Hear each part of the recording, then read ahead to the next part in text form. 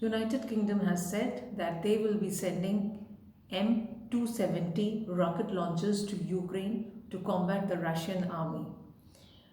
United Kingdom had said that they would help out Ukraine to keep themselves better equipped for the Russian invasion, and as USA has also promised that they will be sending out weapons to Ukraine to fight off the Russian army.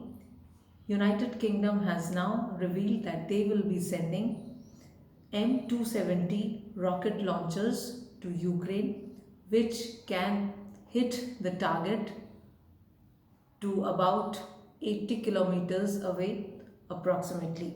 President Zelensky had requested the international community for better weapons, better equipments to fight off the Russian soldiers. However,